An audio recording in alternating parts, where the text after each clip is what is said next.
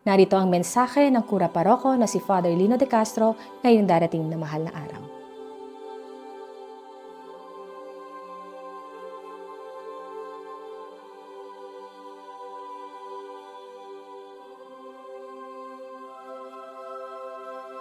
So, unang-una, nagpapasalamat ako sa pagkakataong ito na ako ay makarating sa mga tao sa magitan ng social media. Salamat sa inyo. At ang mensahe ko para sa mahal na araw ay gawin nating mahal ang mga araw na ito. No? Ibig sabihin, huwag nating ipagpalit sa ibang mga gawain, kundi ating gugulin ng mga mahal na araw para tayo makapagsimba at atin talagang bigyan ng halaga ang mga araw na ito. Sabi nga, mahal na araw, yung pagmamahal ng Diyos sa atin. Kaya iniimbitahan ko kayo, no, na gawing tunay na mahal ang mga araw ng mahal na araw.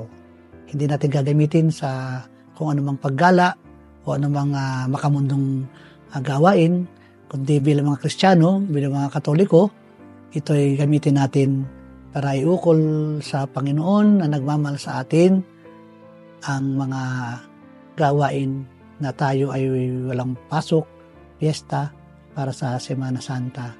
At sana ay gawin natin ito sa diwa ng pagmamahal, sapagkat yun naman talaga ang diwa ng mahal na araw, no? Ang sinasabing gayon lang ang pag-ibig ng Diyos sa ating lahat, kaya't ibinigay niya ang kanyang bugtong na anak upang sino mang sumampalataya sa kanya ay maligtas. Kaya mga mahal na araw.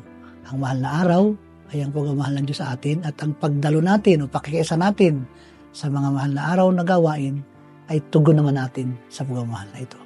So ang mga mahal na araw po ay magsisimula sa linggo ng Palaspas, o kung tawagin sa Espanyol ay Domingo de Ramos, sa ika-24 ng Marso, no? March 24. Kaya tayo ay mayroong misa ng alas 9:30 ang simula kasi may bendisyon ng palaspas. Kaya magdala kayo ng mga palaspas. 9:30 ng umaga at meron tayong 3:30 ng hapon at 5:30 ng hapon. So yun ang schedule natin ng mga mahal na araw simula ng linggo. At sa mga gustong mag-recollection o parang pagninilay, meron ring recollection ng alas 5 hanggang alas 6 ng March 24. At mga gustong magkumpisal ay meron namang papakumpisal na pari, 5 to 6. Then ang susunod na diyang schedule ay yung tinatawag na Paschal Triduum, o 3 araw na pagdiriwang ng gawaing pagliligtas ng Diyos sa atin. No? So magsisimula naman yun ng Huwebes Santo. Okay? Huwebes Santo. Itong Huwebes Santo ay March 28. Sisimulan ito sa magitan ng paghuhugas ng paa ng mga apostoles sa ganap na alas 8 ng gabi. Banal na misa ng huling hapunan at may paghuhugas ng paa. Yan yung simula ng 3 araw o Paschal Triduum. And then, susunod naman diyan ang Biyernes Santo, 29 ng Marso. Ang simula naman yan ay yung ating ginagawang Via Crucis o Daan ng Krus doon sa Montjuic, alas 9 ng umaga ang asambleya sa Plaza Molino. Then sa hapon naman, yung pagpaparangal sa Banal na Krus, kasi ang Biyernes Santo, yan yung gugunitin natin ang pagkamatay ng ating Panginoon sa krus. Ito naman ay alas 6 ng gabi. At ang mga kabataan ay meron din pagbabantay sa krus sa katapusan ng pagdiriwang. At sa Sabado de Gloria, alas 30 ng Marso, alas 8:30 naman ang pagdiriwang ng Easter Vigil. Kailangan lang dito magdala ng kandila kasi mayroong bendisyon ng apoyo ng kandila. Okay? 8:30 ng gabi, March 30, Sabado de Gloria.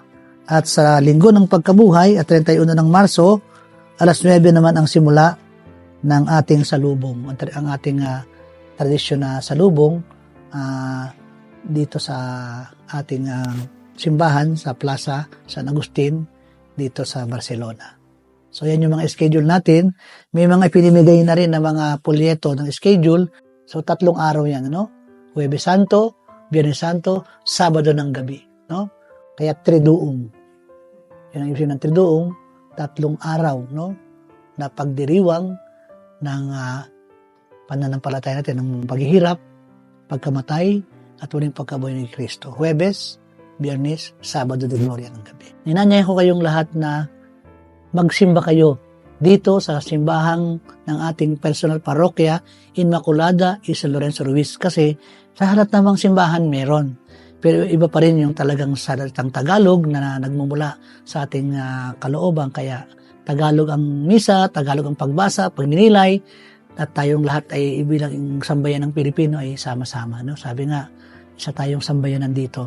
At maswerte tayo na meron tayong, pinigyan tayo ng pagkakataon na magkaroon ng parokya dito. Kaya inanyayahan ko kayo na magdiwang ng napakahalagang araw na ito, mga mahal na araw, kung saan gugunitin natin ang pagmamahal ng Diyos, kung saan ibinigay ng Diyos sa atin ang kanyang buhay noong siya ipinako sa krus. At ginugunutan natin yan, at tayong lahat ng mga makasalanan ay natubos, naligtas, dahil sa dugo, tinubos tayo. No? Kaya ang tawag kay Kristo, manunubos. No? Tinubos tayo. Ang itinubos niya ay ang kanyang buhay at ang kanyang dugo. Kaya huwag nating parampasin ang mga araw na ito bilang sambayan ng Pilipino. Sabi nga, kahit malayo tayo sa ating bansa, sa ating mga kamag-anak atis bilang Pilipino, sama-sama natin itong ipagdiriwang. Kaya inanyayahan ko kayo at welcome na welcome tayo dito sa pagdiriwang na ito. Mas matutuwa ang bawat isa kung sama-sama tayo. Sama-sama together tayo. Okay?